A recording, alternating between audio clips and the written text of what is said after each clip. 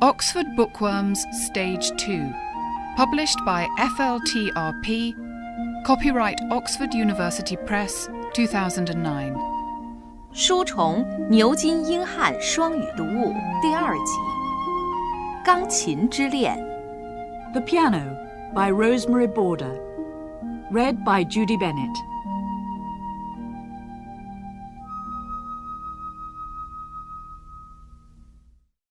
Chapter 1. In the Dressing Room. Sir Anthony Evans plays Liszt.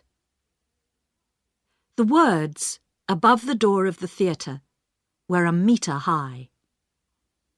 On the wall there was a big picture of Sir Anthony at the piano.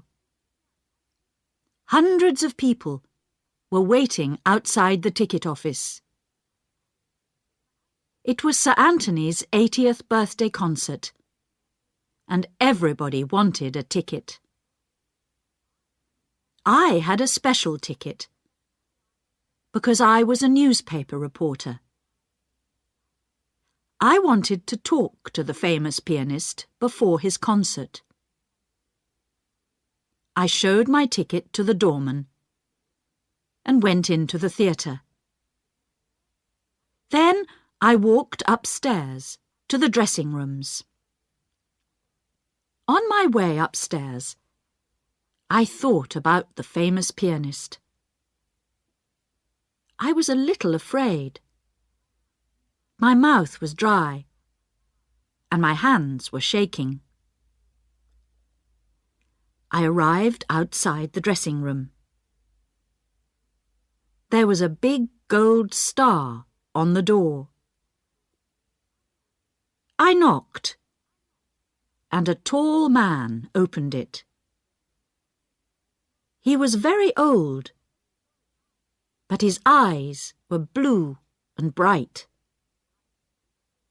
He was wearing black trousers and a beautiful white shirt.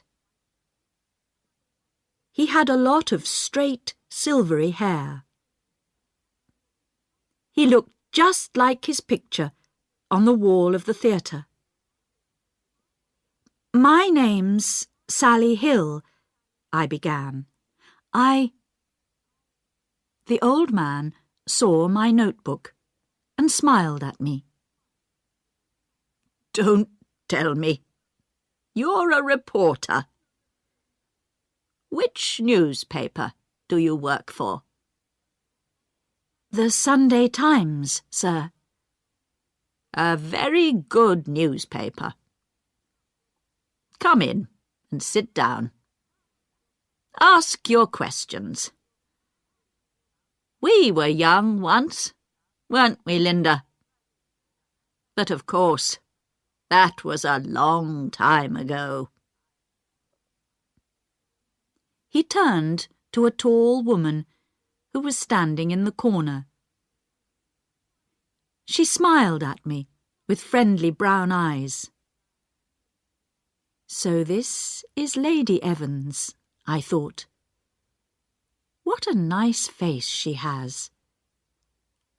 She looks like a farmer's wife." I was not afraid any more. I sat down and opened my notebook. "Tell me about yourself, please, Sir Anthony. Did you come from a musical family? Did you start to learn the piano when you were 3, like Mozart?" The famous pianist smiled. No, my dear. I am the first musician in my family. And I was 14 years old before I touched a piano for the first time." He saw the surprise on my face. "We have a little time before my concert. I'll tell you my story. It's a strange story, but every word of it is true. You see, I left school when I was 13. Everybody called me Tony in those days. I worked on a farm. It was an exciting story, and he told it well. At first, I tried to write everything down in my notebook. Then the pen fell from my hand, and I just listened. I was lost in Sir Anthony's wonderful story. He told me about an old school behind a high wall in a dirty street. There was broken glass on top of the wall. The schoolyard was very small. As he spoke, pictures came into my mind. I saw a little boy called Tony Evans playing football with an old tin.